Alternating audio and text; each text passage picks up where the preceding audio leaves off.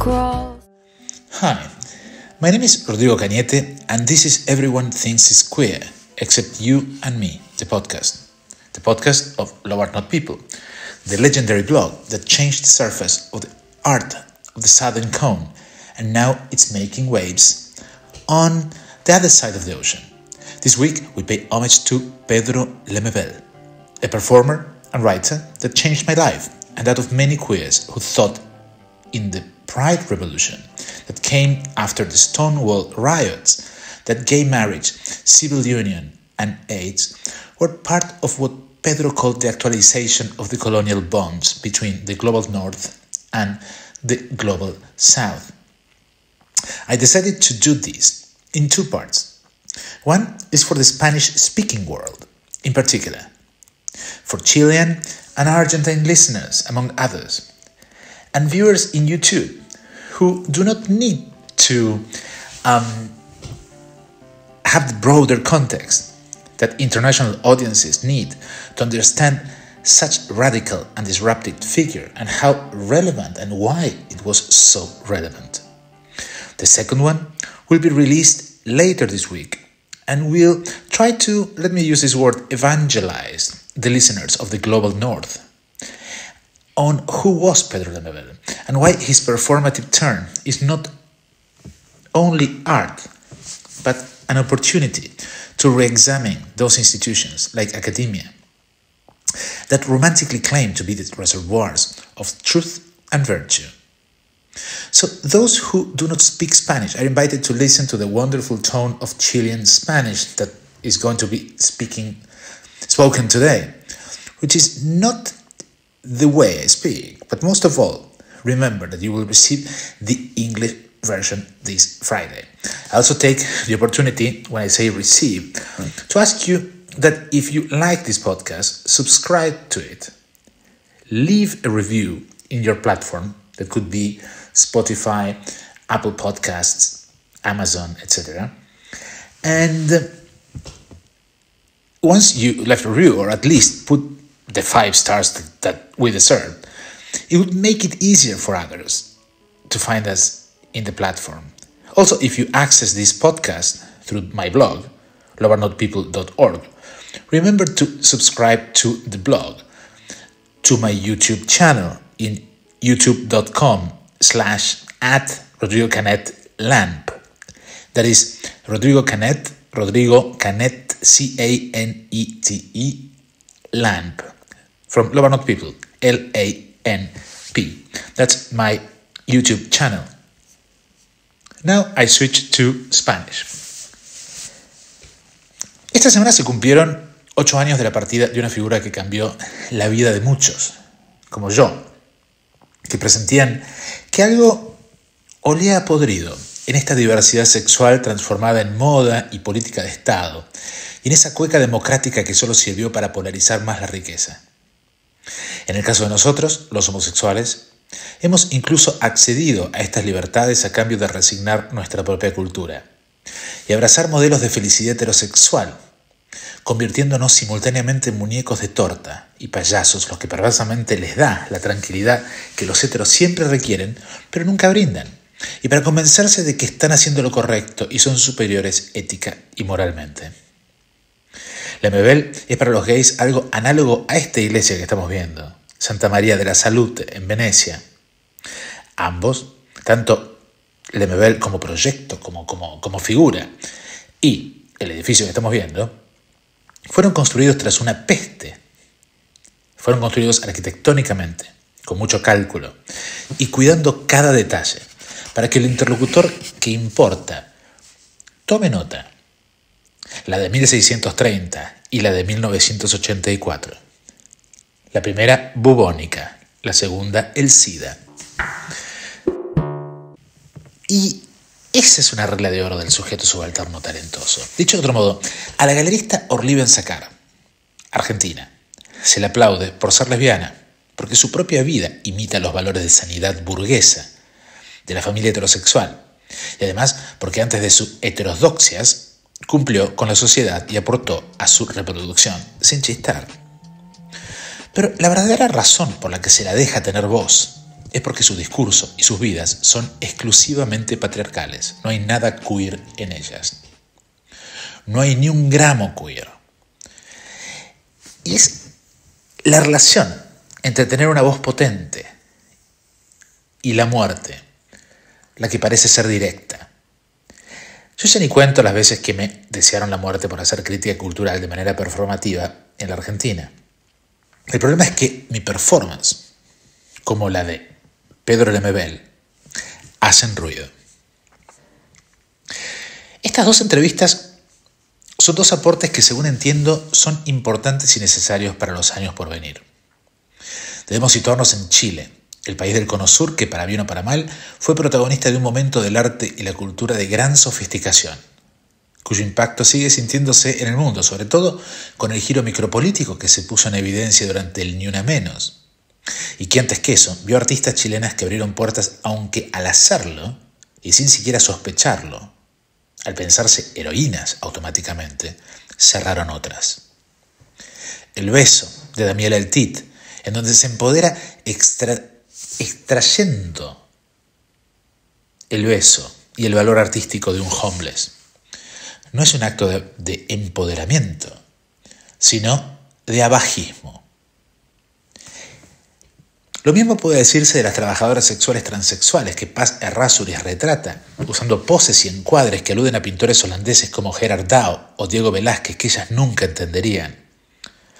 El modo extractivista en el que estas blancas ricas salen a los márgenes de la sociedad, mientras los maridos las mantienen y la policía las protege, no está tan lejos de Diane Arbus como suele proponerse en la Academia Norteamericana. Pero la razón de este impacto no está vinculado con lo evidente que es la visibilización de ciertas minorías, lo que es fácil y hasta casi automático, ya que si esas minorías sexuales, por ejemplo, eran invisibles, lo que habría que hacer es darles una cuota de representación en todas las instituciones y el problema quedaría solucionado. Una scholar como Andrea Yunta es tan naif como para creer esto.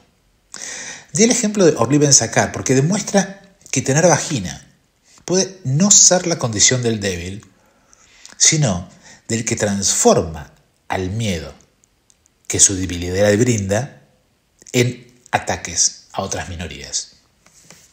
Decir esto en Chile necesariamente nos acerca a figuras como Pedro Lemebel o Nelly Richard, recientemente homenajeada con el doctorado honoris causa por la Universidad de Buenos Aires. La académica a cargo de pronunciar las loas y entregar los honores fue la ya mencionada historiadora oficialista del arte Andrea Yunta, quien juntamente con el decano Manetti se tomaron el decano de la Universidad de la Facultad de Filosofía y Letras en la Universidad de Buenos Aires.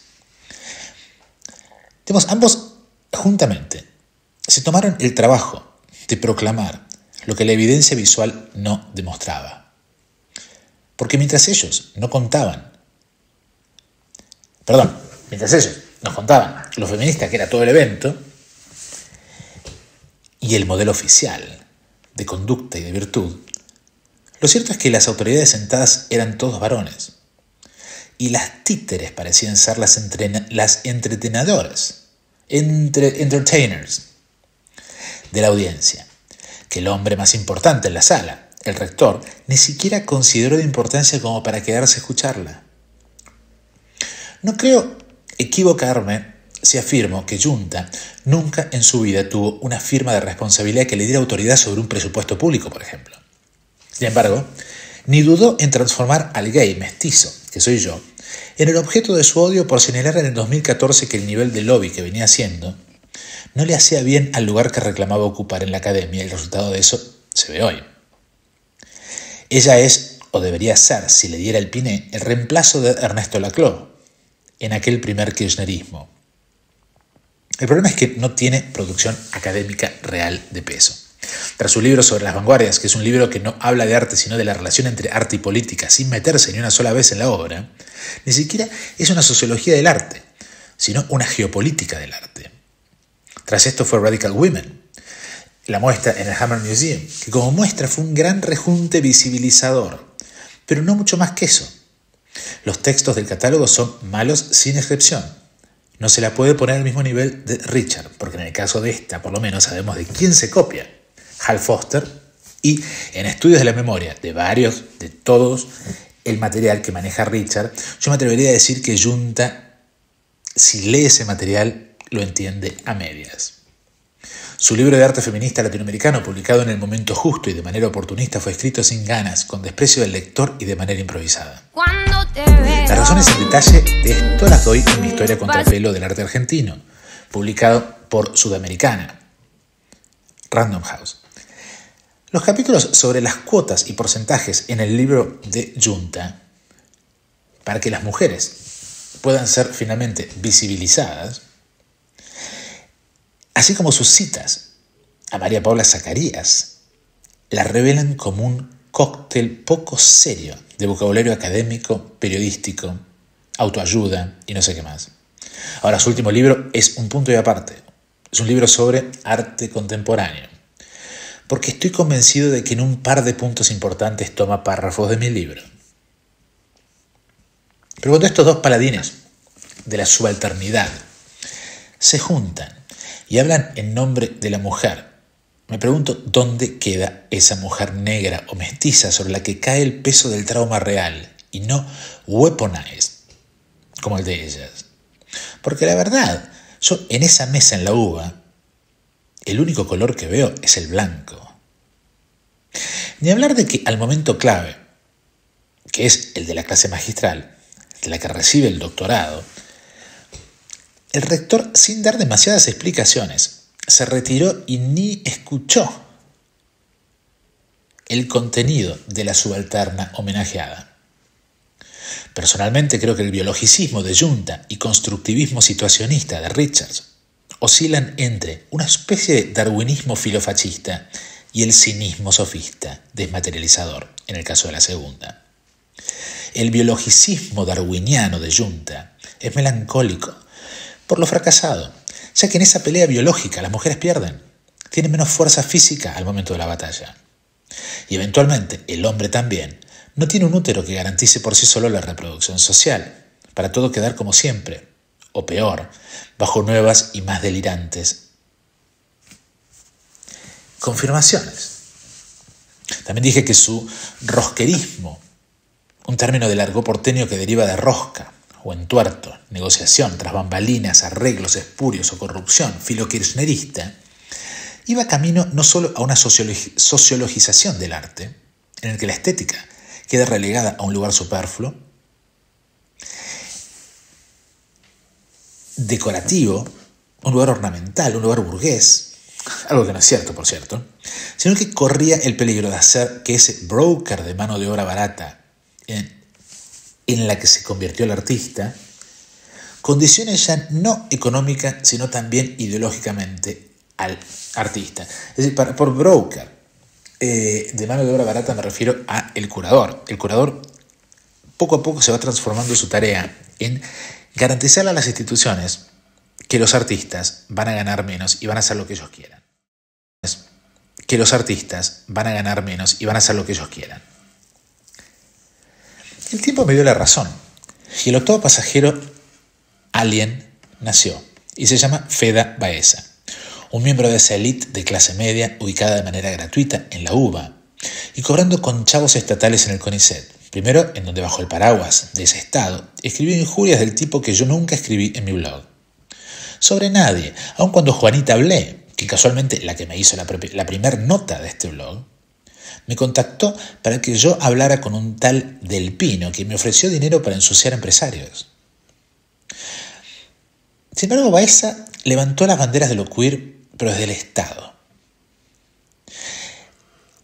Lo señala como inhabilitante para usar ese término. Y Junta encabezó una cancelación que a segundos de lanzarla intentó frenar porque se dio cuenta tarde de que generaría lo opuesto a lo procurado, que era el exterminio y la desaparición. Dediqué estos últimos 2 años al estudio de Chile, que en el delirio de superioridad que muchos todavía tienen en la Argentina, ese delirio europeizante y racista, grabado a fuego por la generación del 80, consideran como un país culturalmente inferior. Debo aclarar que me sorprendió la sofisticación. Si es comparado con la Argentina, de los debates de política cultural, arruinados en la Argentina por ese péndulo funesto de clientelismo peronista y clientelismo radical. Empiezo a pensar que la universidad pública genera, al menos en el área de humanidades, un sentido de agenciamiento y derecho natural al privilegio que combina con la superioridad racial blanca propia del sentir porteño. Con esto quiero decir que en Chile, desde finales del pinochetismo, hubo un choque de fuerzas culturales que son un eco no tan distante del choque entre los invictos mapuches y una sociedad blanca que no pudo garantizar el triunfo. En materia cultural, la pelea de fondo es la de aquellos que ven en la patriarcal modernidad impuesta en los términos del conquistador, primero español, europeo, y luego neoliberal y norteamericano, el alfa y omega de la existencia y la construcción de identidad y soberanía. Mientras que del otro lado hay un Chile heredero de la combatividad mapuche, que usa las oportunidades políticas del decir sin decir del arte y de la cultura para postular con fuerza algo similar al programa mesiánico del Taquiongói Inca. A primera vista uno puede decir que esta es una pelea racial entre europeos e indígenas.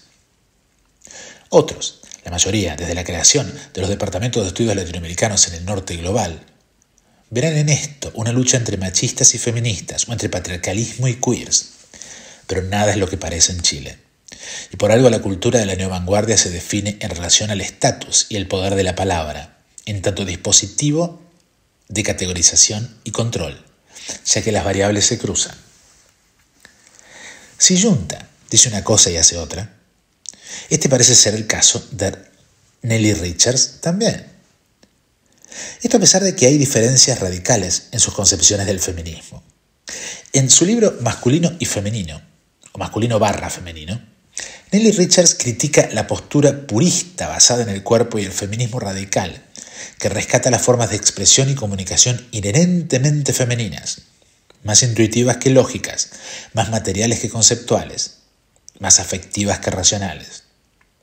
Esto nos permite entender la diferencia entre lo que una considera como obra de arte feminista, que para Junta debe representar al cuerpo como alegoría de la capacidad de empoderamiento que el deseo le brinda al sujeto, a la sujeta, mientras que para Richards la obra nunca es representativa, sino que crea un afecto en el tejido urbano al punto de funcionar en diferentes momentos y de manera gestáltica. El capítulo 4 de ese libro, sin embargo, es sintomático y lleva como título Contorsiones de género y desdoblamiento sexual, parodia travesti. En él, de entrada, uno puede advertir la diferencia entre la seriedad del feminismo situacionista propuesto y la parodia chistosa del travesti, como signo opuesto al intervenir en el espacio de lo público. Es decir, mientras que a la mujer se le plantea como seria, a la transexual se le plantea como cómico. Casi como si se pintara como un payaso cuando se monta. Sin embargo, lo más interesante es que ejerce la violencia muchas veces ejercida por el discurso patriarcal de la historia del arte contemporánea y la crítica, y estúpidamente tomado como un halago por feministas como Junta, que ven una virtud en que la mujer construya su subjetividad vacía a partir de cubiertas, como máscaras que obedecen a sus roles en la sociedad. Esta es la lectura y su lectura de la obra, por ejemplo, de Cindy Sherman. Al respecto, Richards es más astuta, pero al serlo demuestra su homofobia, al relegar al travesti al rol de paródico, o mejor dicho, al rol de paródica copia de la copia de la copia. A la subjetividad travesti la define por la negativa, como una ceremonia de refundación en tanto acto de desafiliación, rebautizándose con un nombre precario. Ser travesti para ella es, y estoy citándola, posar como lo que uno no es. No sorprende que cuando Andrea Junta presenta el honoris causa, el doctorado honoris causa a Nelly Richards, Lo hace después de que Víctor Hugo Robles y yo pusiéramos en cuestión las credenciales de izquierda del gobierno de Boric, a quien Richard apoyó explícitamente cuando calificó a los mapuches de terroristas. Esto se suma a la queja de la activista travesti diaguita y argentina Diana Zacayán, que quienes conocen realmente a Richard sabe de su rechazo a la comunidad trans. Zacayán dijo, y había testigos, y esto se lo planteó a Víctor Hugo Robles, el Che de los gays, que Nelly y Richard, cuando se conocieron, la miraba con asco.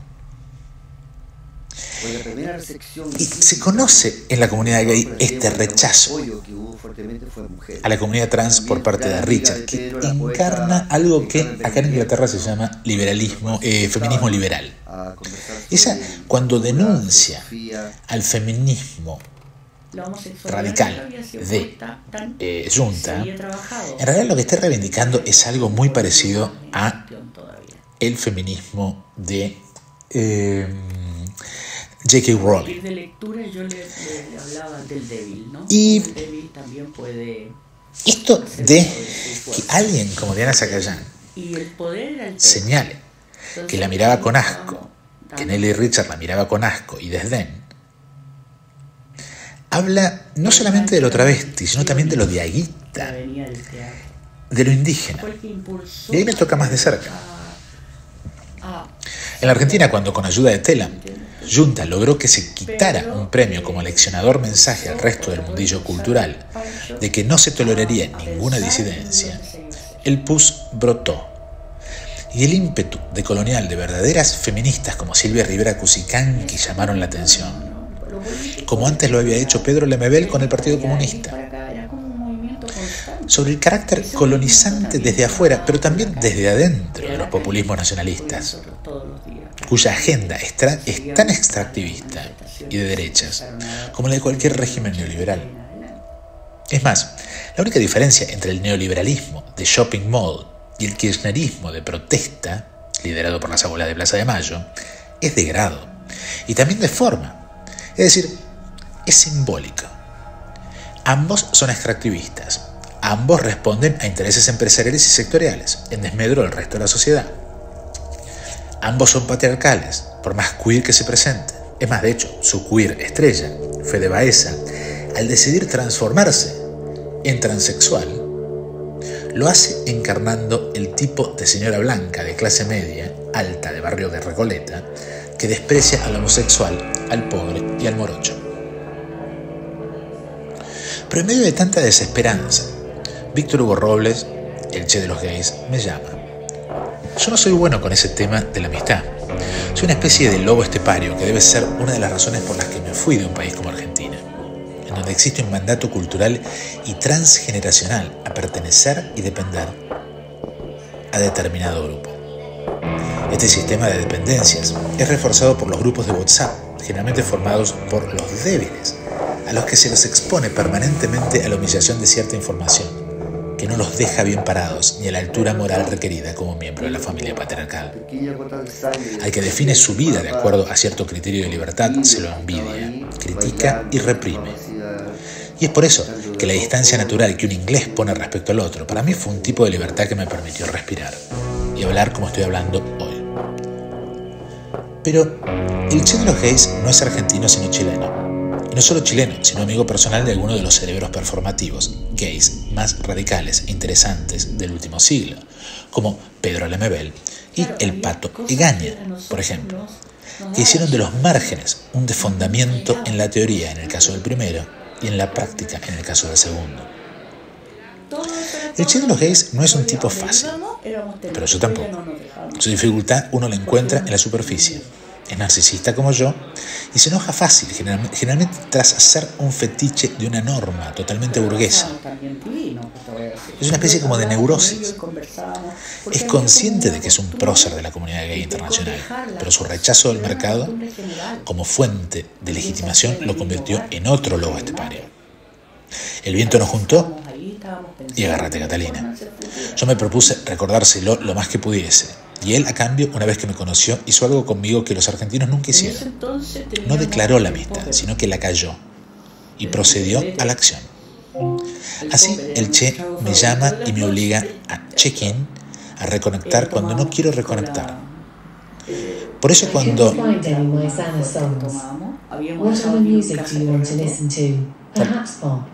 Alexa, I want you to shut up.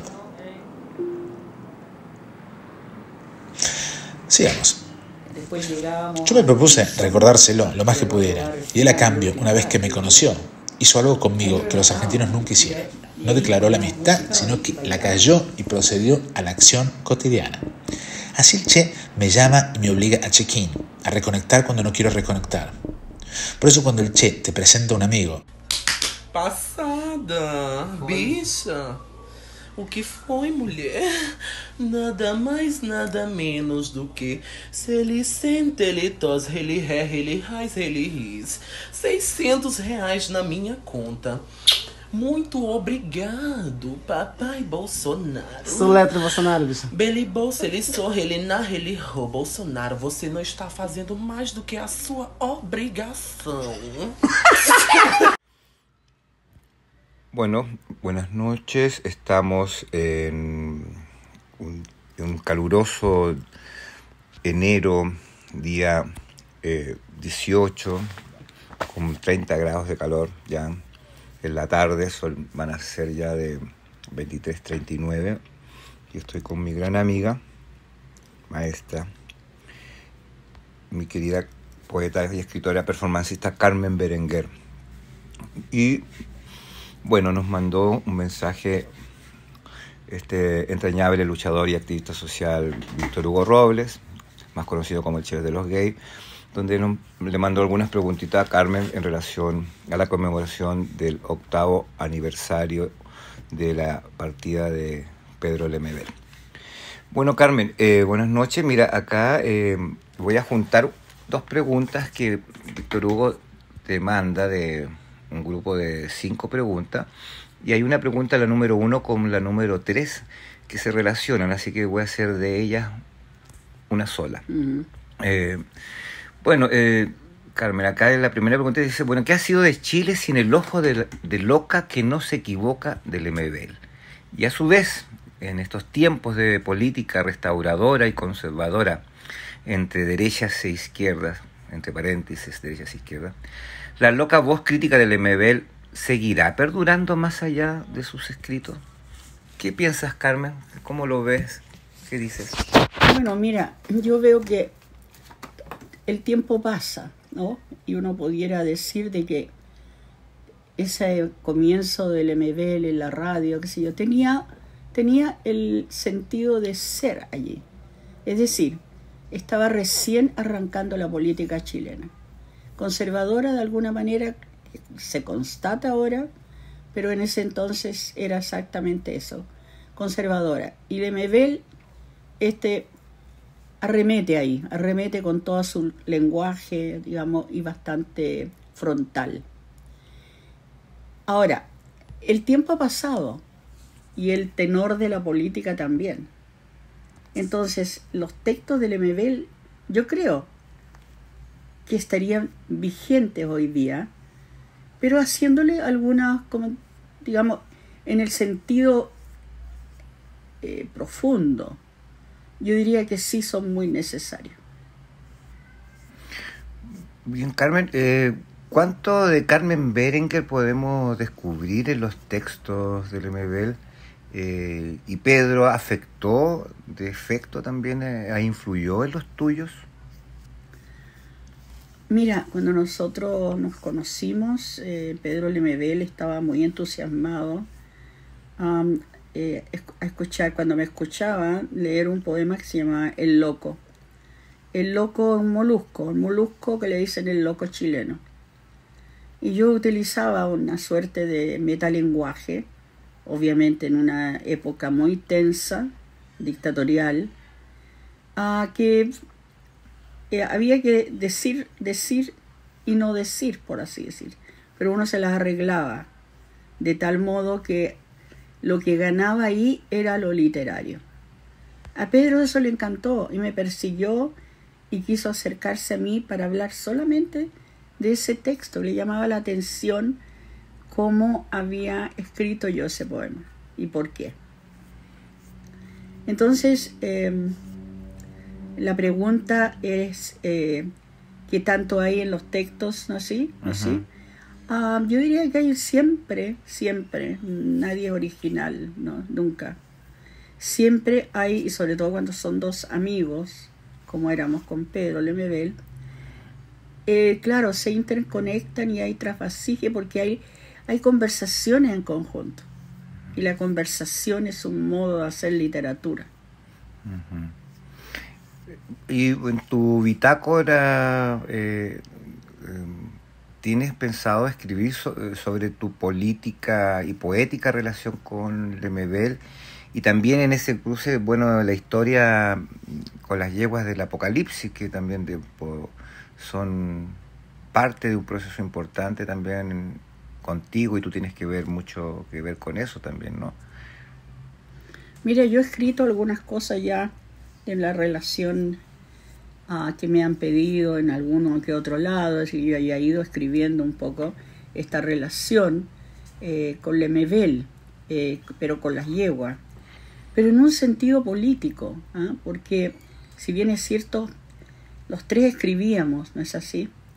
El Pancho estaba más metido en la cosa teatral, pero lo que se instauraba o se iba instaurando a medida que íbamos conociéndonos o profundizando más, era una idea de hacer una especie de activismo cultural político respondiendo al CADA y a la digamos, a la avanzada. Esos eran nuestros objetivos fundamentales, ¿no? Al mismo tiempo tocando la dictadura. Entonces, desde esa perspectiva, ahí se hablaba del arte pobre. Lo único que se necesitaba era imaginación, nada más, pero fundamentalmente era una forma muy iconoclasta entre nosotros, en una lírica callejera, te digo, que no quedaba títere con cabeza. Tanto así que nos tenían terror, decían, ahí vienen las yeguas, ¿no? Nos tenían terror y claro, yo estaba en el grupo.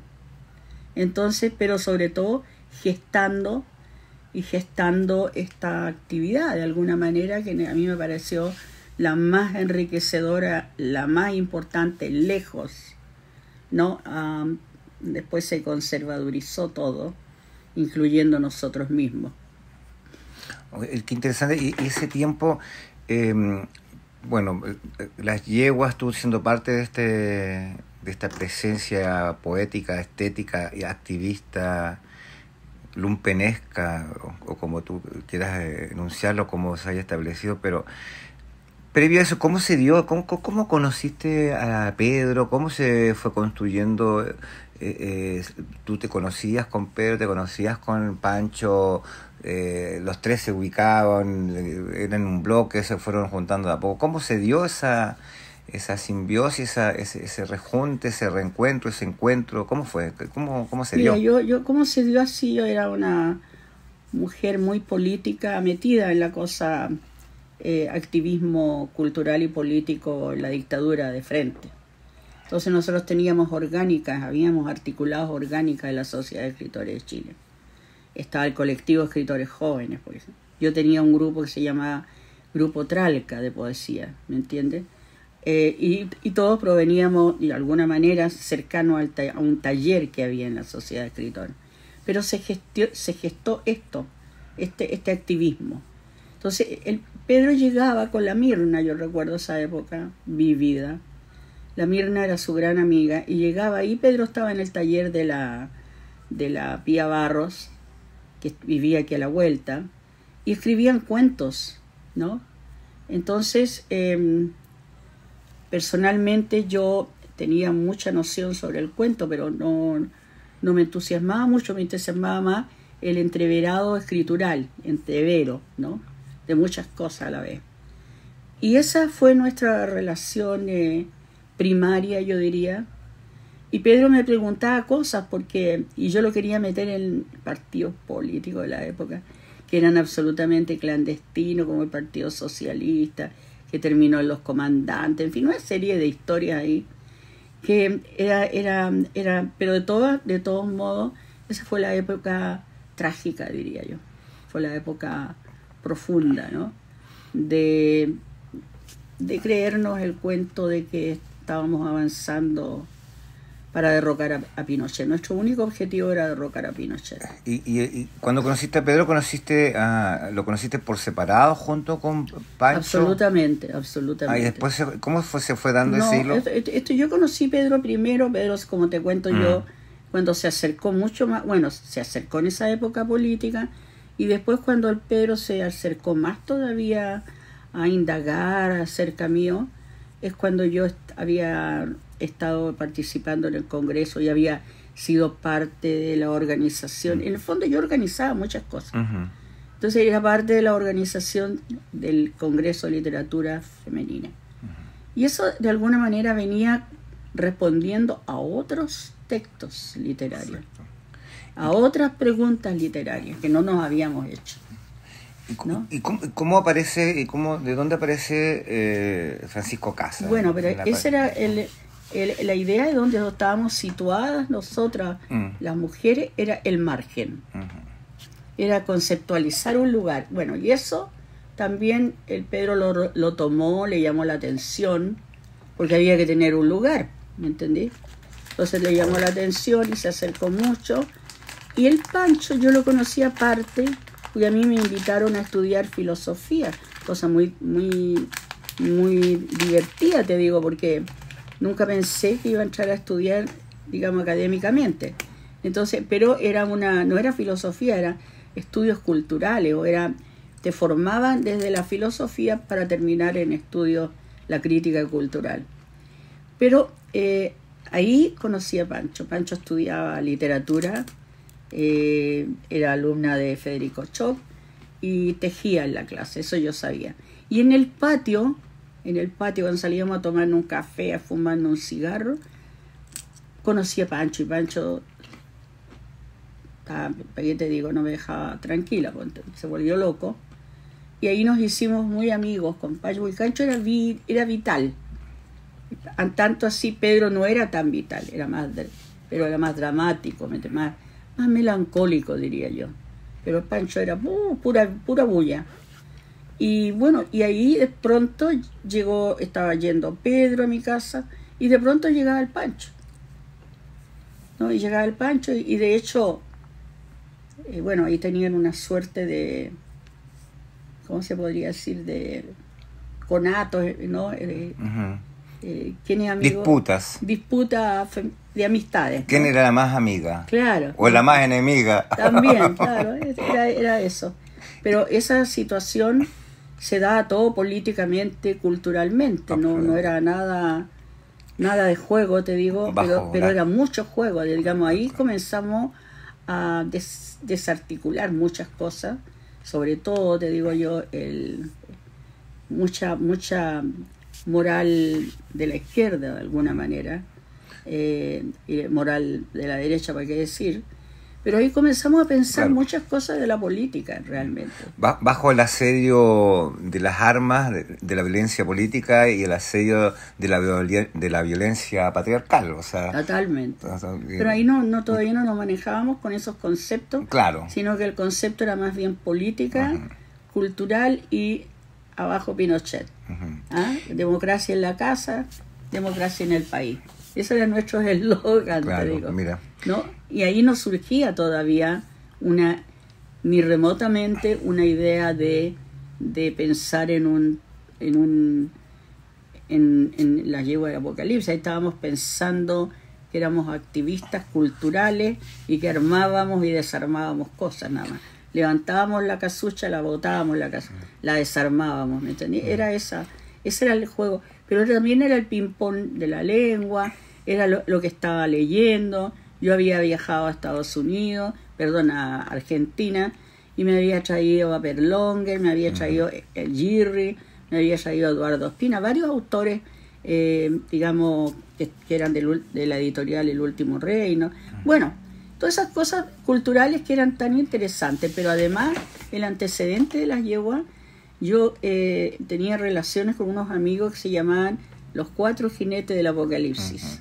Y esos eran de la revista Rampike en Canadá, que me habían publicado a mí. Entonces, ellos eran artistas, trabajaban el texto, ¿no? Trabajaban en la calle, trabajaban en todo. Entonces, había un paralelo, una idea de paralelismo en eso, ¿eh? Solo que acá estas eran yeguas de verdad y allá eran las yeguas del Apocalipsis, los cuatro jinetes más bien, más masculino, ¿no? Entonces, ahí se comienza a gestar, digamos, lo que terminó por armar la entrada a la universidad. Oye, y muchas performances de una u otra forma, entonces tú fuiste ahí parte constructiva. El espacio creativo también se da en estos encuentros en tu casa o en estos espacios culturales de resistencia, que era un espacio, especie de clínica, una especie de resistencia, un espacio de todo. Fábrica de todo, es como es como una clínica también, experimental, clínica, ¿no? Sí, experimental. Pero además vamos a hacer esto, alguien tira una idea, vamos a hacer esto, ya, y cómo lo hacemos, y bueno, esto acá, entonces esto allá. Entonces, ya, Carmen, tú escribiste el texto, te gustaría participar, porque ellos querían que yo me hubiera subido al caballo de alguna manera. Yo le tenía terror a los caballos, me había botado ya un caballo, así que no quería subirme a ninguna yegua. Pero sin embargo, llevabas las riendas del caballo. Bueno, me pidieron que hiciera eso las dos, pues montabas arriba del caballo, que por favor, al menos los llevara, ¿no? Y bueno, y la idea ahí era entrar como minoría a la academia. Perfecto. Pero justamente el día en que estaba la huelga, había toma universitaria, si no había nadie. Entonces, claro, era hermoso, te digo, como una épica, una épica realmente. Yo diría que esa es una de las, a mi juicio, de lo performático, si se quiere. Nosotros no nos interesaba, por lo menos a mí, te digo personalmente, manico la performance, ¿me entendí? Porque estaba el arte, también existía el arte de, ¿cómo se llama? La instalación, que parecía tiene algo que ver con la performance. A mí no me interesaba tanto eso, me interesaba dónde chocaba, digamos, con qué chocaba, con qué se anteponía, con qué dialogaba, con qué no, digamos, eso era lo que me importaba mucho. Siempre donde saca chispa. Sí, pues, siempre donde saca chispa. Ahí donde es la gracia. Pues. Exacto, si no, no. Vamos para el lado que sea. Y de hecho, te digo, hay hartas cosas que participamos antes, que yo las tengo, y que son lecturas que yo hice cuando se hacía la Feria del Libro cuando se llama, en el Parque Forestal. Esa fue una idea también que la maquinamos juntos, y yo iba a leer, ellos me iban a tirar un manto negro, pero aparecieron en la escena ellos vestidos de bandera, y ahí sacaron después que ya fueron famosas, recortaron todo lo demás, ¿me entendiste? Recortaron la lectura y ellos quedaron solamente la bandera, ¿no? Es lo mismo. La edición, claro, la Dinaco cola. La Dinaco pasó por encima, claro, la Dinaco. Pero había originales, ¿ah? No, claro. Claro, estaban los originales, o sea, eso no pasó tan inadvertido, te digo. Pero bueno, lo más importante, te digo yo, era considerar que en ese espacio también se constituía por primera vez un movimiento homosexual. Y yo diría que eso también hizo que yo solamente escribiera textos o qué sé yo, porque consideraba que había un hueco en ese aspecto en Chile. No existía ese discurso. ¿Te fijas? Entonces ahí estaba el feminismo, y estaba obviamente el discurso de la, ¿cómo se dice?, de género, de alguna manera. De las minorías. Las minorías, todo era político, claro, las minorías. Entonces, sobre todo era la lírica, la lírica y la forma de que todo lo tomábamos de alguna manera en forma casi divertida, ¿me entendí? Por no llorar, o sea, ya pasaba a ser toda una comedia. Tú dijiste una palabra que uno añora quizás, porque y justo cuando la enunciaste hoy tuve una conversación más bien política con un actor político, un ex senador, y me hablaba de los tiempos de los 80, más bien de que era el mejor tiempo, y a pesar del asedio, y que tiene que ver con la épica, ¿no? Entonces, exacto, es la épica, pero eso lo podemos quizás reconocer hoy o después, después de el letargamiento social cuando entra la política de las élites ordenándolo todo. Bueno, pero hoy que justo estamos bajo estos asedios, como que retrocedimos y volvemos y ya estamos en otro paradigma también de este mundo que se empieza a develar, que no sabemos para dónde va, ni quiénes son los verdaderos aliados, y no sabemos si realmente tenemos aliados o no, pero la ausencia justamente de la épica, porque no solo resistencia, y esta resistencia se está volviendo angustiosa, casi cenépica, entonces, o quizás no nos percatamos de esa épica ahora, sino la vamos a percatarnos después cuando terminemos un proceso y tengamos o un cierto éxito o una cierta conquista o pase un tiempo. Pero ¿cómo ves en ese paralelismo bajo el asedio de la dictadura que fue en esos tiempos de los 80 a este tiempo donde también estamos bajo un asedio tremendo, un hostigamiento, conservadurismo,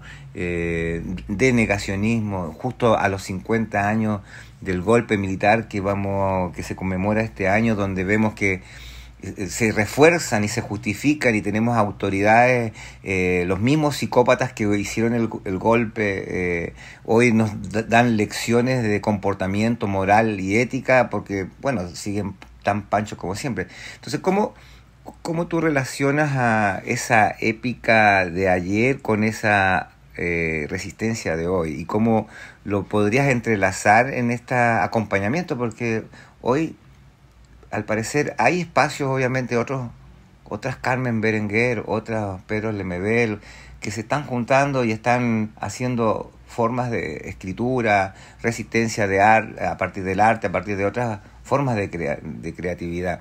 ¿Y tú cómo ves en esos dos tiempos y cómo lo puedes relacionar con nuestro tiempo y en el homenaje que le estamos haciendo, recuerdo a Pedro, porque finalmente todo está concatenado finalmente, justamente en este año, 50 años, 50 años del golpe. De un golpe. Fíjate que yo lo veo de una manera bien apocalíptica también, porque si ocurre en Chile lo que está ocurriendo hoy, que es inverosímil de alguna manera, y que no hace meses atrás, o qué sé yo, la derecha había caído como guatapique, ¿no? Tenía con Piñera arriba, sacó el peor porcentaje. Yo le echo la culpa, fíjate, a la poca, yo diría, vergüenza, ¿no? De dejar que esto ocurriera. La misma izquierda dejó que esto pasara. No toda la izquierda, no toda la izquierda. La izquierda como el Partido Comunista u otros partidos humanistas o que se han estado siempre bregando ahí.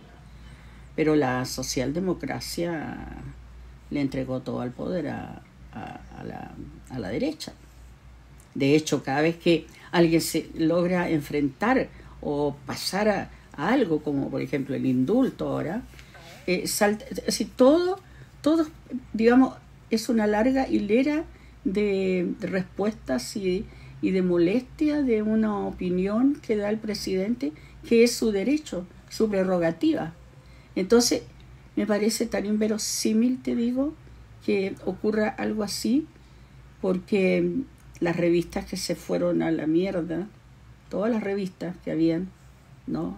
La Época, el Análisis, el APSI, la misma que trabajaba Pedro, ¿no? Página Abierta, todas. Bueno, imagínate el mismo el diario La Nación. Todas a pique, y nadie opuso alguna resistencia, al menos de decir, hey, yo opino distinto, hey, yo quiero decir algo distinto, porque eso es la cultura. La cultura es que alguien, dice, no todos están de acuerdo en lo mismo, ¿no? Pero aquí pareciera que todos están de acuerdo. Entonces a mí me parece, te digo yo, casi tragicómico, ¿no?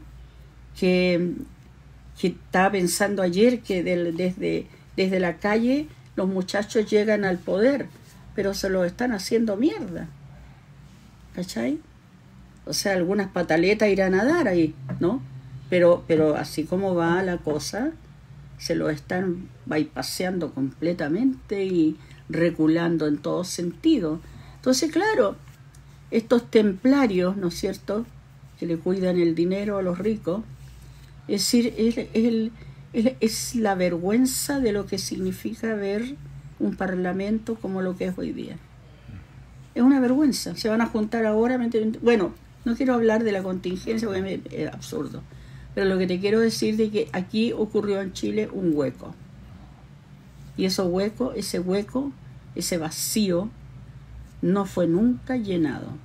Ni tampoco hubo intención de hacerlo. Bueno, eso es todo un tema y otra arista, bueno, y como nos concentra esta contingencia de Pedro, obviamente volvamos a Pedro. Bueno, pero Pedro está ligado a esto también. Pedro está ligado a esto, y Pedro es quien es justamente porque él erige un discurso y se centra en ese discurso contestatario, absolutamente la época, divergente, ¿no? Una voz distinta, pero que decía las cosas, como te decía yo, sin tapujos. Entonces, en ese sentido, claro, es necesario, como él, que ocurran cosas parecidas, diría yo. Pero estamos bien a destiempo. Sí. Bueno, como para cerrar un poco, que esta conversación, diálogo puede ser eterno, ¿no? Pero si hay mucho paño que cortar. Nos faltaría vida. Imaginando que tuviéramos al Pedro enfrente, como que si de repente apareciera y tuvieras la oportunidad de hoy, de verlo y decirlo a modo de despedida también de esta entrevista, ¿qué le dirías a Pedro después de sus 8 años de ausencia física? Bueno, que en verdad que no son 8 años de ausencia física, pero que está tremendamente vigente, está siendo estudiado en distintas partes como nueva óptica para poder leer los textos de Pedro, como figura también crítica, digamos, contestataria, digamos, de la época. Sigue eso vigente y Pedro se ha erigido como un escritor fundamental también en ese sentido, ¿no? Que yo creo que ni él se lo creía tanto. En ese aspecto, te digo, es así, es el gran cronista, tan cronista y narrador, ¿te fijas? De lo mejor que ha existido desde una época hasta aquí. Perfecto, Carmen. Bueno, ya para cerrar, muchas gracias y no sé, alguna palabra para los auditores de Siempre Viva, que es un programa que lleva varios años y de resistencia de Víctor Hugo, que trabaja el tema del VIH, SIDA y lo que son las políticas de inclusión para la población, y es una trinchera, entonces también tiene un público muy cercano justamente con nuestras luchas y lo que fue la lucha de Pedro. Entonces también, ¿qué le dirías ahí a los auditores, auditoras? Yo diría que es fantástico que... Como para despedirnos de ellos. Que exista el programa. Que exista el programa dirigido por Hugo Roble, ¿no? Víctor Hugo Roble. Víctor Hugo Roble, que yo le decía el Che de los gays, ¿no? Sí, sí. Bueno, el Che de los gays. Es el Che de los gays. Lo veía en todas partes. Pero él está haciendo un trabajo, yo diría, importantísimo, ¿no? Y en lo mismo. Y eso yo diría que habla de un artista. Ahí habla de un artista. ¿Ah? Perfecto. Así que felicitaciones entonces a Víctor Hugo Felicitaciones, querido Víctor Hugo. por su Te lo trabajo. mereces. Un abrazo, bueno, y estamos despidiéndonos, Víctor Hugo, y bueno, de mi parte, un placer poder darte este espacio y decir de que el antes, el ayer y el después con Pedro finalmente no hay tiempo, y en estas amistades tampoco hay tiempo, y en estas complicidades no hay tiempo.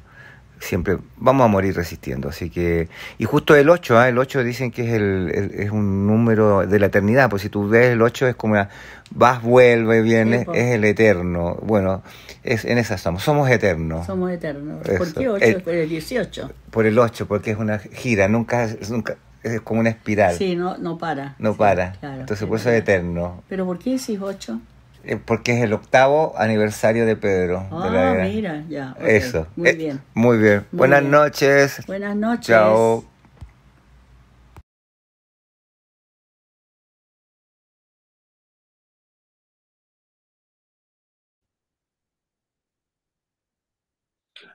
Buenas. No, pero en inglés tengo que hacer esto. Espera.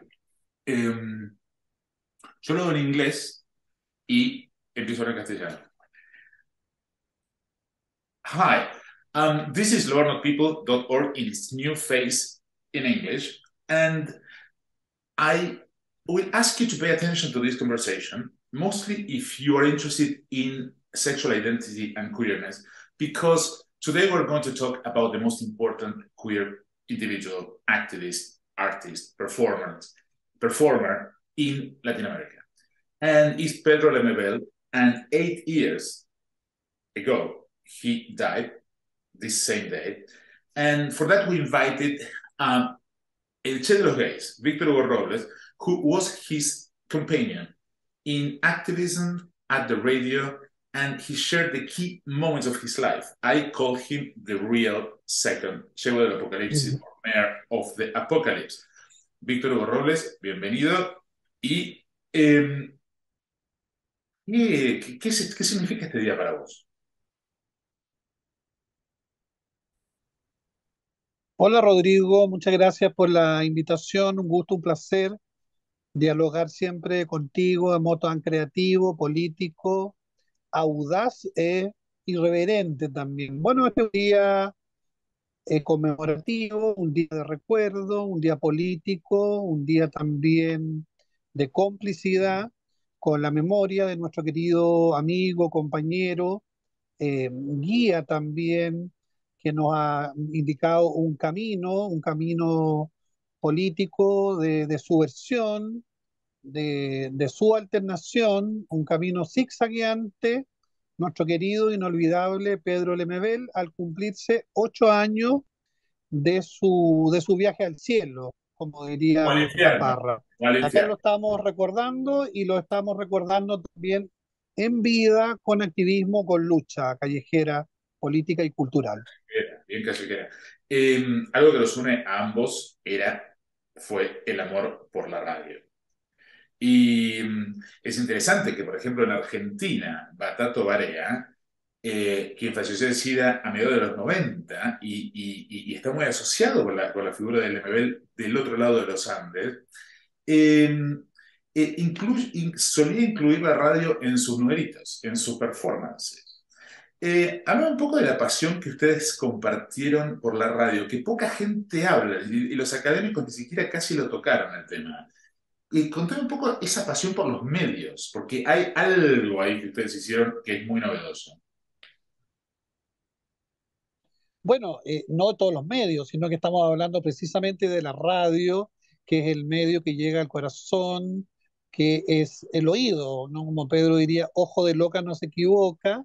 Aquí podríamos decir, oreja de loca tampoco se equivoca. Yo conocí a Pedro en esa época, cuando yo militaba en el movimiento de liberación homosexual móvil histórico, y ahí una de las principales responsabilidades políticas, culturales que yo tuve como estudiante de periodismo fue crear, junto a otros activistas del movimiento, el primer programa radial para homosexuales y lesbianas en el año 90, en plena reconstrucción de la alternativa democrática en Chile post-Pinochet, y creamos ahí una iniciativa radial en una radio feminista la primera radio feminista del mundo y de América Latina, Radio Tierra, creamos el programa Triángulo Abierto. Triángulo por símbolo que usaban los nazis en los campos de concentración, y abierto porque queríamos tener un diálogo, una conversación abierta con toda la ciudadanía. Bueno, yo fui el conductor, la primera locutora, la primera voz radial en esa época, y en ese mismo contexto yo conocí a Pedro Lemebel cuando integraba las Yeguas del Apocalipsis con Francisco Casa. Me llamó mucho la atención, más Pedro que Francisco. Me hice muy amigo de Pedro, tuvimos muchas conversaciones, muchos diálogos, mucho antes del Che de los gays, ¿no? Yo como loca chica, de pelo corto, eh, casi inocente, Vos eras ¿no? linda, Y en esa inteligente. conversación, Vos eras linda e inteligente y Francisco Casas era fea y no muy inteligente. bueno, estamos hablando de Pedro. No, no, Pedro, hicimos amistad con Pedro. La verdad es que éramos de generaciones distintas, y si tú quieres decir de qué algún modo, generaciones. el Pedro, el Pedro era como mi mamá, como mi abuelita, digo yo. A veces nos confundían en las calles, me decían, usted es Pedro Lemebel. No, le decía yo, esa señora es mi abuelita, decía yo, como broma. Pero era un poco verdad también, porque era de una generación anterior. Bueno, entonces me acuerdo yo haber invitado a Pedro a mi programa de radio, a nuestro programa del movimiento, el programa Triángulo Abierto. Pedro, y esto es muy importante decirlo, por primera vez Pedro lee una crónica, con su voz, con sus textos y con música, ¿no? Que acompañaba, después le llamó Crónica Show. Entonces, la primera performance radial que hizo el Pedro fue en nuestro programa, y yo sospecho de algún modo que en nuestro programa también fue la primera vez que Pedro estuvo en la radio, por lo menos en la radio marica, en la radio homosexual, y después con el tiempo él creó su propio programa.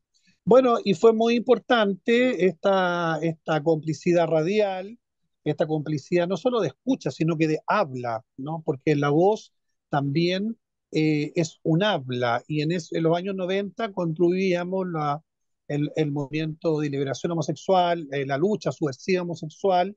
Lo primero que construía, más que una imagen, más que una foto, lo que construíamos inicialmente era un habla distinta, un habla, ¿no? Que Algo fuerte. palpitaba y que mucha gente escuchaba, incluso escuchaba con personal estéreo, ¿no? Porque no había permiso para escuchar a los homosexuales. Ahora, bueno, hay permiso para casi todo, pero parece que el habla está quedando en la retaguardia, ¿no? Está quedando Dime una como cosa, olvidada.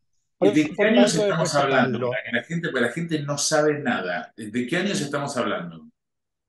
Estamos hablando de la creación del programa a principios de los años 90, o sea, los primeros años de la recuperación de la democracia post dictadura, ¿Qué donde los partidos dictadura? ¿Qué dictadura? políticos Contanos un poco de la dictadura militar de Augusto Pinochet, una dictadura machista, conservadora, homofóbica también, una dictadura que aniquiló todas las militancias posibles, incluyendo las militancias también de las diversidades y las disidencias sexuales. Si bien no hubo una policía política directamente persecutoria de las diferencias sexuales, cuando la autoridad militar de la época, la autoridad fascista, se daba cuenta que estaba en presencia de un homosexual, de una lesbiana, particularmente de una persona de travesti, tenían, el doble o el triple riesgo de sobrevivir en la época. La historia cuenta de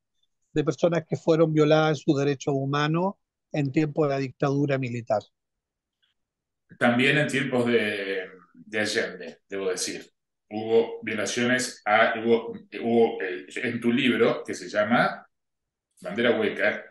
eh, Bueno, no hay ningún antecedente de una violación a los derechos humanos en tiempo de Salvador Allende. Lo que sí hay, lo que bueno, yo rescato claro, en mi libro, es la existencia lo de la de la plaza. primera protesta, de la primera manifestación pública de un grupo homosexual, pero lo que ahí hubo fue un rechazo transversal de toda la política de la época, de izquierda a derecha, no hubo persecución policial en ese minuto, pero sí lo que hubo, que es característico y eso demuestra la homofobia transversal en la vida política chilena que se mantiene, que esa homofobia la comparten tanto los partidos, las creencias, las ideologías políticas de la derecha, así como también de la izquierda. Sí, señor. Más allá de cualquier consideración, vos fuiste uno de los grandes amigos del MBL. Esto no hay duda. El escándalo de Serrat, por ejemplo, los encuentra en vivo en un momento clave de la carrera del MBL como performer y de la tuya. Luego, él usó una anécdota tuya con Silvio Rodríguez, ¿no? Era con Silvio Rodríguez, para armar su crónica de Serrat, con lo cual esto es como que te saca, como que te roba la anécdota y él la pone como propia. Contra lo que la gente cree, no era un tipo al que le caías bien automáticamente y no era la mejor persona de la que yo leí, por lo menos. Yo soy mejor persona que él, aparentemente. Ahora, al final, en términos de obra, posiblemente no. O no sé, no sabemos todavía. ¿Podrías contar algunos momentos claves de esa relación entre performance, activismo y medios de comunicación en la amistad que ustedes tuvieron? Mira, es importante decir que, bueno, tú dices sin duda fueron amigos, la verdad es que hay gente que lo pone en duda, pero yo encuentro bonita esa duda, porque en la duda también hay una pregunta, en la duda también hay una interrogante, habría que preguntarse también habría que preguntarse por la amistad realmente, qué es la amistad, qué es el querer, qué es el compartir, qué es la complicidad. Y Esa yo es creo una... y sostengo que efectivamente con Pedro Lemebel tuvimos una relación afectuosa, una relación de amor de odio, digo yo, una relación tensa e intensa. Al principio fue muy intensa cuando yo era un joven militante homosexual de pelito corto, Bueno, cuando sos viejo integraba el también. movimiento de liberación homosexual, cuando era conductor del programa radial, teníamos una relación porque no era una relación también horizontal, sino que era una relación de, digamos, de un joven que descubría también la política, la homosexualidad y se sentía muy atraído con Lemebel. Después, cuando yo creé mi propio personaje, también motivado por el mismo Pedro, porque fue él que me dijo, ¡ay, Víctor Hugo, podrías crearte un personaje! Me dijo, pero nunca pensó que efectivamente Pero después se yo me iba a asustó, crear un después se asustó porque personaje y ahí me todo creé, que era yo un pata, no sé, pero se preocuparon, por lo menos con Francisco Casa, cuando creé el Che de los gays, y se preocuparon por cosas que la verdad es que no tenían mucha relación conmigo, o sea, no era responsabilidad mía, porque me acuerdo yo, respondiendo tu pregunta, es que una de las intervenciones que hice, que fue desnudarme en el acto de los trabajadores, el 1 de mayo de 1998, vamos a ver. ahí me desnudé con un cuadro de patitas de chancho de cerdo que decía El Pueblo Unido. Después los periódicos de la época titularon en portada Acto de los Trabajadores con yegua del Apocalipsis suelta. O sea, ellos me atribuían a mí ser parte de las yeguas del Apocalipsis. Yo jamás dije Yo creo que lo que era. era de las yeguas del Apocalipsis. Ahora, ¿y cuál es la explicación? Que yo creo que de algún modo los diarios tienen razón. ¿No? Es que todos somos yeguas del Apocalipsis, No, ¿no? no, no, no, no, no, Todos no somos. todos, Entonces, no todos, no todos. bueno, esa es mi interpretación poética y política. No. Todos somos de algún modo yeguas del Apocalipsis y Las cosas son eso, las que hacen eso, performance eh, para el eso activismo de una manera denota específica. eso denota el carácter, diría yo, multiplicador de una obra que me parece que lo más interesante de la yegua es precisamente el nombre, ¿no? Que Ese es todas podemos anagrama. llegar a ser yeguas Eso es, del eso es anagrama. Apocalipsis. Eso es anagrama. Vos sos yegua porque vos usaste los mismos métodos de la performance y no reclamaste estatus artístico para llamar la atención de los medios, no solamente de la radio, como dijiste antes, sino también de la televisión, de los medios Ujú. gráficos y demás, para la causa activista. Entonces, es más específico ser yegua al apocalipsis que todas esas cosas políticas. Mira, hay un dato bien anecdótico y curioso y divertido también, que Pancho Casa, que tú decías que era fea, que es muy fea, ¿no? Pancho Casa decía, tratando como de humillarme, ¿no? De reírme, de reírse de mí, me trataba y todavía me trata hasta el día de hoy como la yegüita o como la yegua chica. Bueno, y yo creo que tiene razón, porque efectivamente, como yo soy más joven, en este caso sería o la yegua chica o la yegüita. Ahora es importante decir que también hay otras yeguas también, ¿no? Lo hemos conversado muchas veces, como la poeta Carmen Berenguer, que tal vez podríamos decir que la el yegua de caballo. verdad es la yegua de verdad, es Carmen Emperatriz Berenguer. Es la emperatriz, la mujer más inteligente que yo he conocido, no en los últimos tiempos, que yo he conocido. Increíble, 80 y cuánto tiene, 85 años. Increíble, increíble. Pero no lo digo retóricamente, lo digo que no conocí mujer tan inteligente como ella. Te quiero pasar a la próxima pregunta, porque tenemos tiempo limitado, que es, ¿por qué hoy el neoconservadurismo cultural y esa homosexualidad que quiere imponer el modo de vida patriarcal y orienta su vida a la búsqueda de la felicidad entendida como los heterosexuales, es decir, encontrar pareja, tener hijos, si es posible rubios y ser un pilar de la sociedad productiva, intenta apropiarse del MBL o separarlo de sus orígenes en lugar de ignorarlo, como a mí, por ejemplo? Bueno, porque han intentado transformar a Pedro Lemebel en una marca. De hecho, eso es lo que ha intentado hacer su propia heredera, que es su sobrina, la heredera oficial en desmedro de su propia hermana también, que está reclamando sus justos derechos. Pero más importante diría yo que en desmedro de la política cultural chilena, en desmedro del pueblo lector que sigue al MBL, hay un deseo, un afán lucrativo de apoderarse de su imagen, de apoderarse de su marca para transformarlo en dinero, para blanquearlo, digamos, higienizarlo.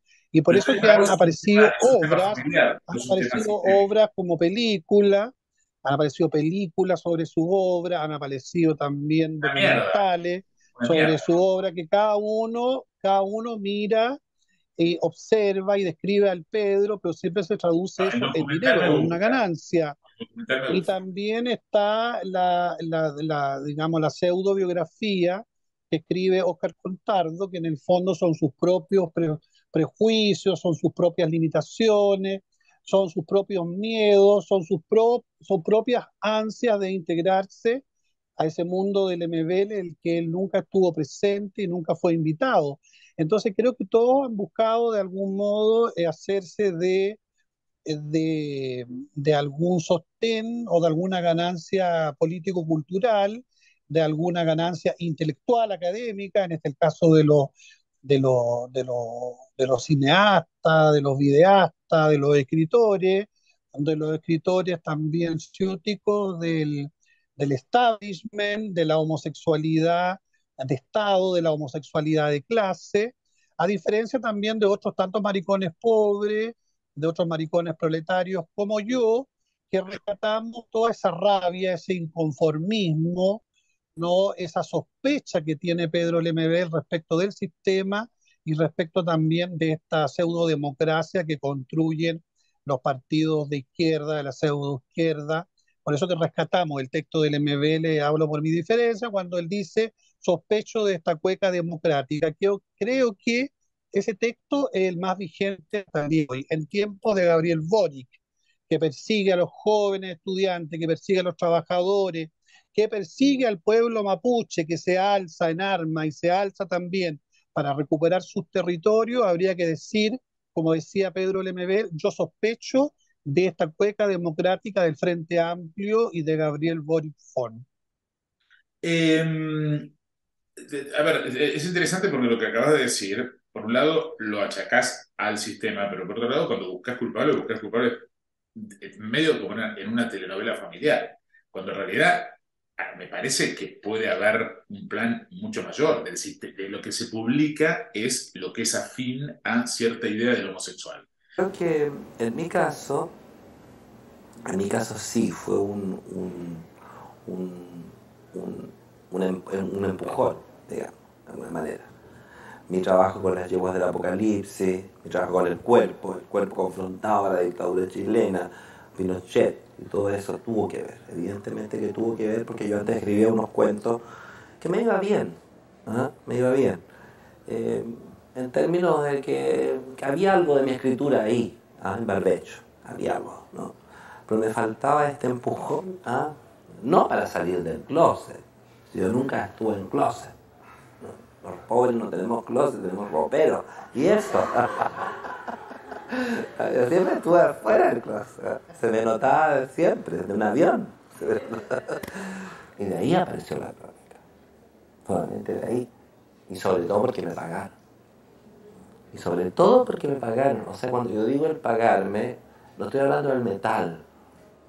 No solamente estoy hablando del metal, sino que un reconocimiento práctico. El amor sin sexo no es amor, ¿no? ¿Cómo eso? Sí.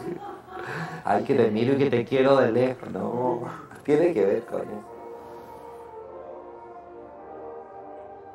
No soy Pasolini pidiendo explicaciones. No soy Ginsel expulsado de Cuba. No soy un marica disfrazado de poeta. No necesito disfraz. Aquí está mi cara. Hablo por mi diferencia, defiendo lo que soy. Y no soy tan raro. Me apesta la injusticia y sospecho de esta cueca democrática. Pero no me hable del proletariado, porque ser pobre y maricón es peor. Hay que ser ácido para soportarlo. Es darle un rodeo a los machitos de la esquina. Es un padre que te odia porque al hijo se le dobla la patita.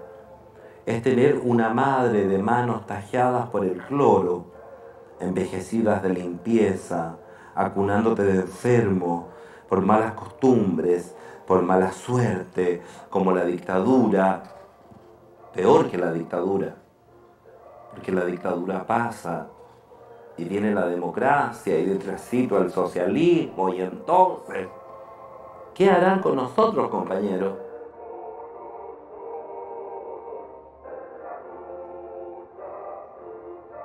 Mi hombría es aceptarme diferente. Ser cobarde es mucho más duro. Yo no pongo la otra mejilla, pongo el culo, compañero.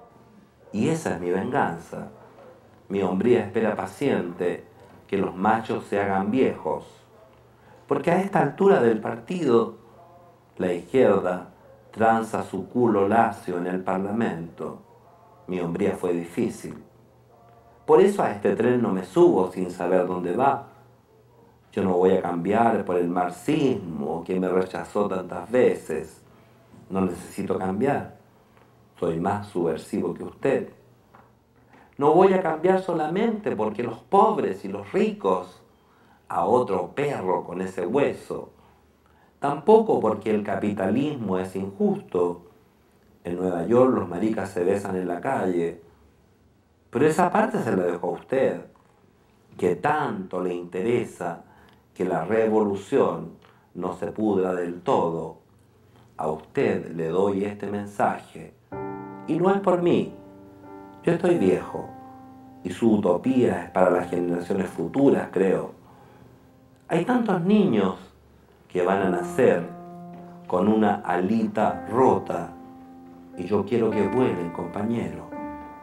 Que su revolución les dé un pedazo de cielo rojo para que puedan volar. Gracias.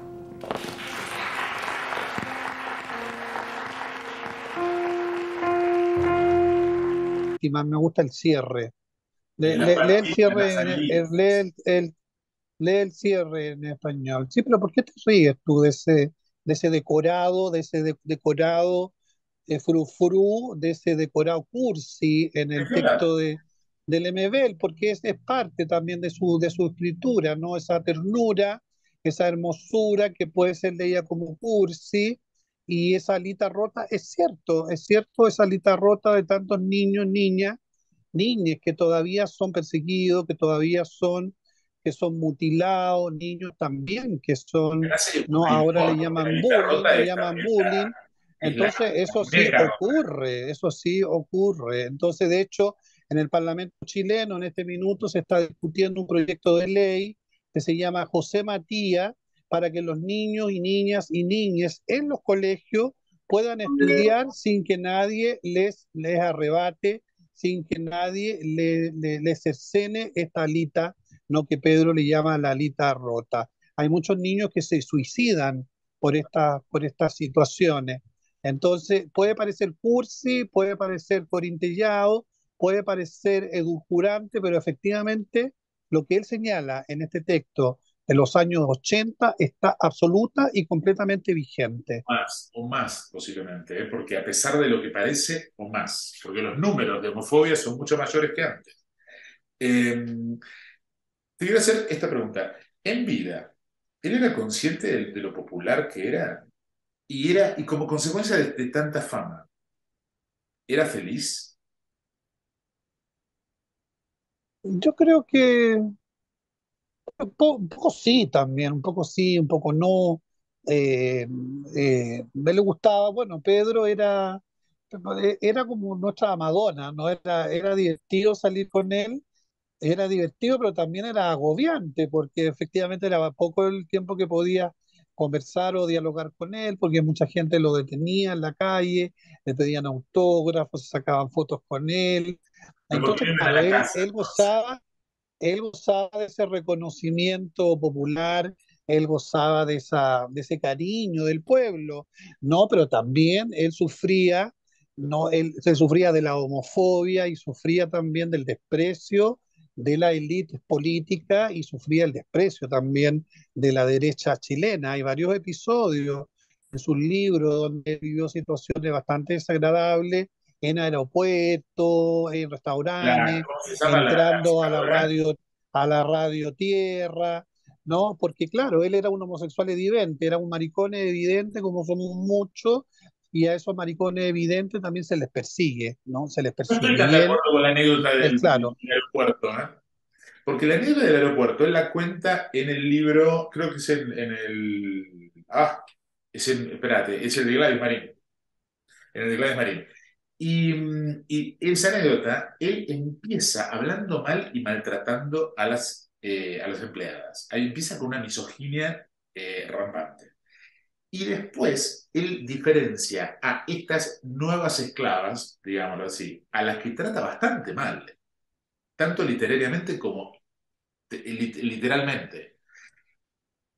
Cuando llega una senadora pinochetista, y la senadora pinochetista a los gritos, porque aparte digamos, esta continuidad que hubo en Chile, lo aclaro porque la gente no sabe, esta continuidad que hubo en Chile por el pacto democrático con el llamado de la concertación, en donde los torturadores caminaban por la calle al lado de los torturados, como en la película, la obra de teatro de Ariel Dorfman, La Bella. bueno, pero te quedas corto porque no es que caminaban, es que siguen caminando por Rodrigo. Resulta que tenemos un parlamento chileno, tenemos una élite política y cultural, más que cultural, una élite política empresarial que sigue siendo la misma derecha que avaló a Pinochet, que sostuvo y que sostiene este sistema neoliberal en alianza con los partidos de izquierda, incluyendo al Partido Comunista. Claro.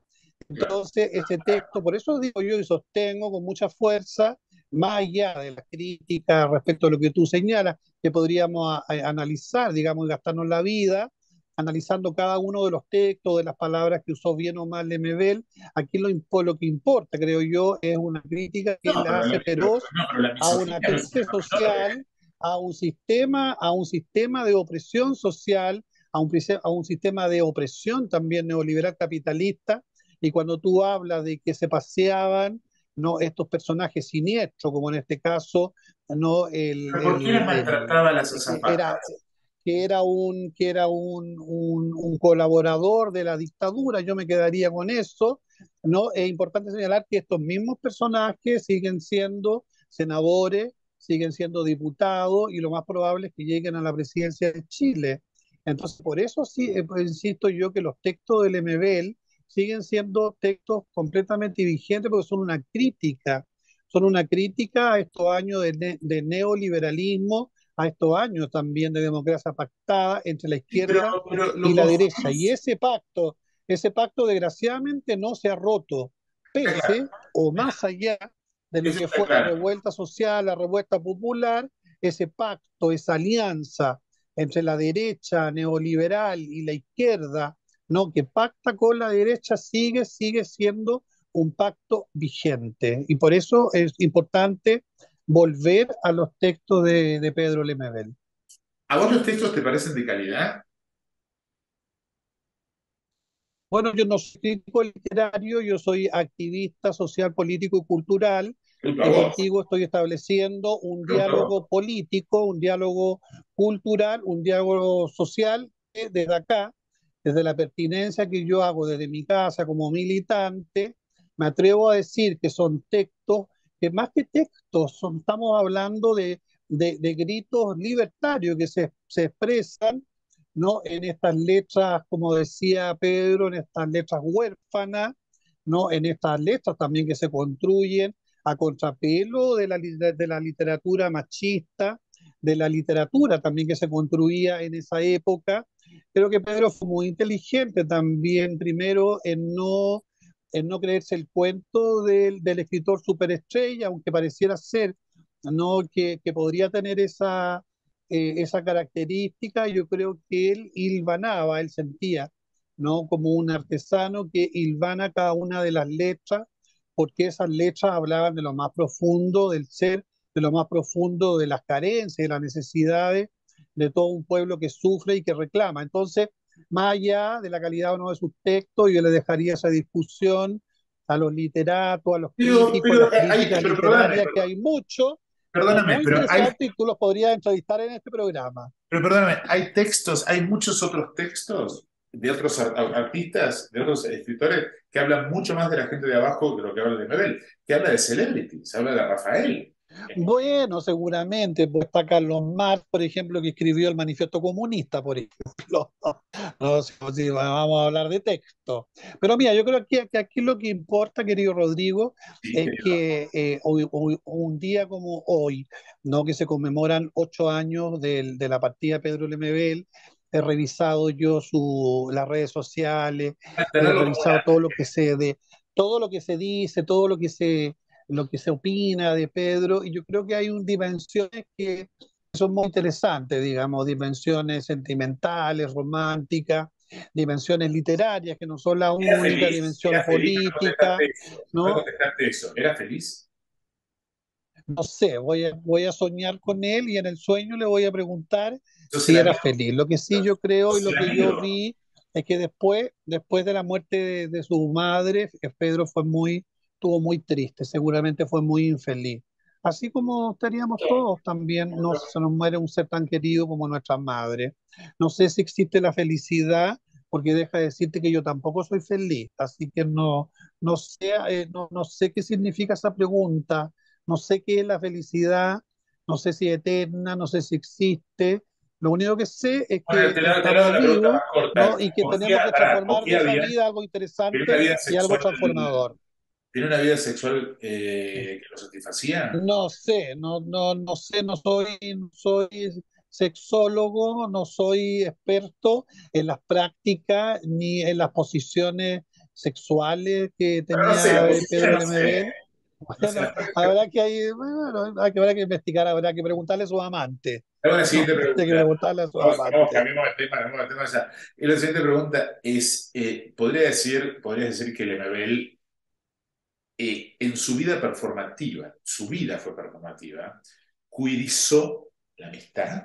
Es una pregunta. ¿Hizo algo? ¿Qué hizo? ¿Qué fue ser amigo de Lemebel? ¿Fue algo diferente eh, en términos de homosexualidad? Te digo por qué. Porque vos dijiste en un momento, en esta entrevista, dijiste, bueno, yo era el más chico y él era el mayor. Se portó como Sócrates y Platón en una relación así del simposio ateniense, en donde el homosexual viejo le pasa el conocimiento al joven? ¿O era otra cosa? Bueno, yo creo que era pasando y pasando, como decimos en Chile.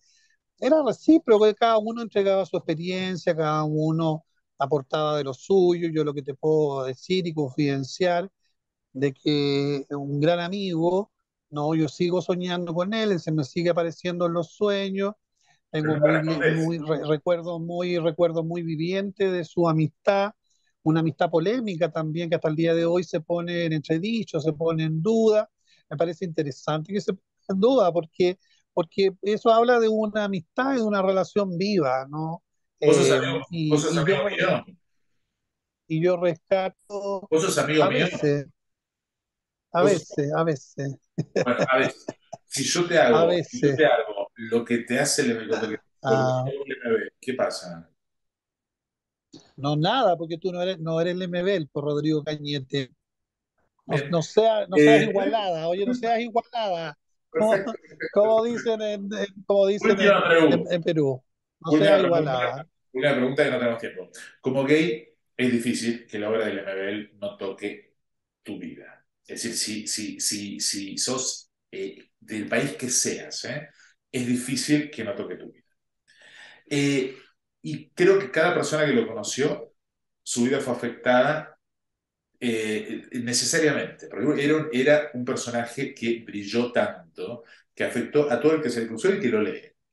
Eh, Ahora, ¿en qué cambió tu vida conocerlo? ¿Y cómo querés que se lo recuerde? Bueno, para mí fue muy importante conocerlo, por supuesto que me afectó, yo creo que también yo afecté su vida, él me afectó y me infectó, yo también creo que a él lo afecté y lo infecté. De algún modo fuimos también cumpliendo un tiempo de militancia, cada uno en sus roles, cada uno también en sus caminos zigzagueantes. Por supuesto que para mí fue muy importante y fue muy interesante descubrir esta dimensión política de la homosexualidad, ¿no? Que no es solo gay, ¿no? Igual, aunque sea el Che de los gays, aunque me haya inventado este personaje, que es una metáfora, una ironía, Ironía, una también paradoja. pongo en duda el término gay también, ¿no? Digamos, como alegoría sistémica o de mercado neoliberal, ¿no? Más interesante podría ser el Che de la marica, ¿no? O el Che de los cola, el Che de los colizas, usando todo ese Police, me gusta el police. lenguaje popular, ese personaje popular que usa Pedro, por supuesto que me afectó hasta el día de hoy, ¿no? Fue una amistad tensa, intensa, un amor también resistido, un amor querido, un amor dolido, que por supuesto tuvo su intensidad y tuvo sus fricciones, también sus traiciones, ¿no? Así como nos traicionamos muchas locas en muchas oportunidades, yo también lo traicioné a él también me traicionó a mí, también fue mezquino en algún minuto, pero también fue generoso, así como somos como todas las otras amistades. La única diferencia, creo yo, que aquí estamos en presencia de una persona que No, no trascendió hablemos de mí, no a hablemos de mí, nosotros, hablar del MB, no hablemos de mí. que trascendió a la historia, de que trascendió No a la hablemos de historia mí, como hablar del MB. escritor, que trascendió también como activista, que trascendió también como un luchador social, y por eso se le recuerda y por eso se le disputa también.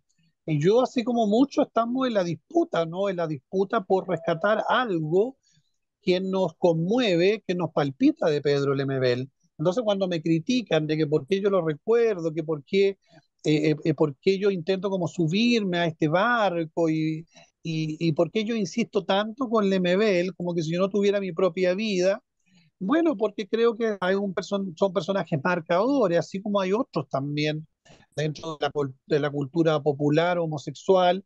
Creo que marcó este fin de siglo, va a seguir marcándolo y vendrán otros también, otras yeguas del apocalipsis, porque insisto, como dije al principio, me parece que es una instalación performática multiplicadora, ¿no? Y como se decía en los años 70, en el año 73, cuando ocurrió la primera protesta homosexual, esos homosexuales también fueron llamadas yegua, no le decían yegua suelta.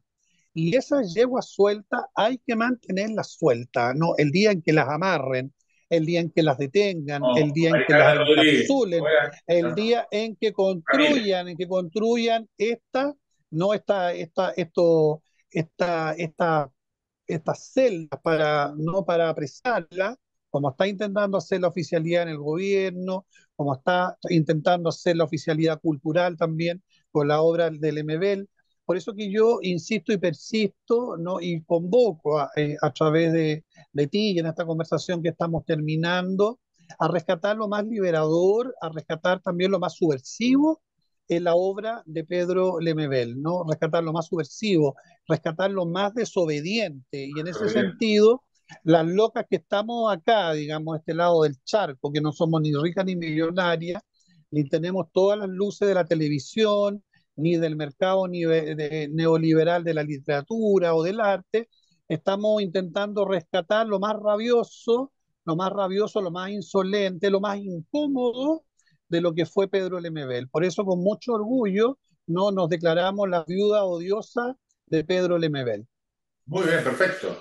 Muy bien. Por siempre y para siempre. Siempre vivas, nunca invivas. Siempre vivas, Amén. nunca invivas. Amén.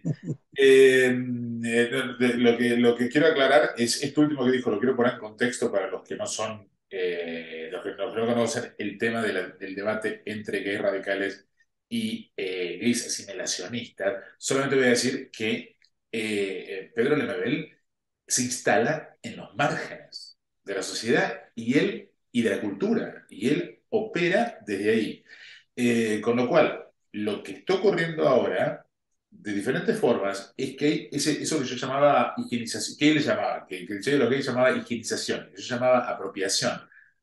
Es un tema porque, por ejemplo, en un libro de reciente publicación se lo acusa de tomar droga y andar con criminales. Y si estás en los márgenes, ¿con quién querés andar? Con la monja de clausura.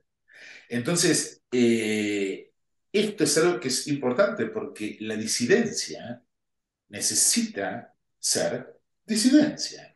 Y para ser disidente te tenés que colocar por fuera de lo políticamente correcto y por fuera de la ley a veces. ¿Viste esta cosa de que la ley equivale a la moralidad o a la ética? Es un grave error y es un grave imperativo neoliberal. No respondas. Muchas gracias, Che de los Gays, que es, aclaro, son uno de mis mejores amigos, en serio.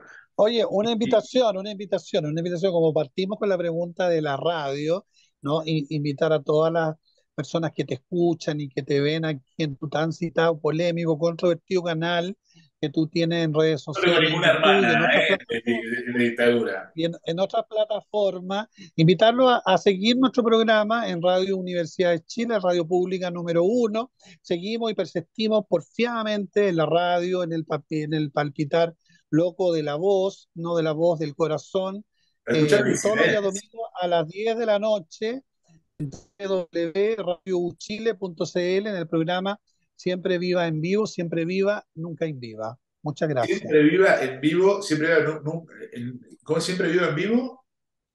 Siempre viva en vivo, siempre Esto es viva, en radio, nunca en viva. esto es en radio. Radio Universidad de Chile, la radio pública número uno, la radio de la diversidad, la radio del VIH-Sida, que rescata las voces de las disidencias sexuales y de las personas que vivimos y luchamos con VIH. Alguien Todos del los domingos a las 10 exterior. de la noche Alguien en del el exterior. 102.5 del dial FM y desde el No, exterior, en todo el diferencia. mundo mundial, a todos los cosmogolistas www.radiouchile.cl. Ok, después lo ponemos. uchile.cl, Radio Viva, porque si están aburridos del chupamediaje, ahí tienen disidencia, así que conéctense, sobre todo a la gente del norte, que recién, por ejemplo en Inglaterra, recién estamos experimentando nuevamente las protestas. Entonces estamos confundidas. Entonces ahí pueden tener un muy buen manual de cómo comportarse, cómo sumarse a las protestas y cómo protestar y cómo plantear la diferencia. Muchas gracias, Che de los Gays, y lo recordamos con mucho cariño a este hombre de carne y hueso tridimensional que fue Pedro Lemebel. ¿Cómo estuvimos? ¿Todo bien? Bien, pues yo creo. ¿Cuánto rato estuvimos? Eso quiero ver. Espera. Yo creo que como 40, 50 minutos.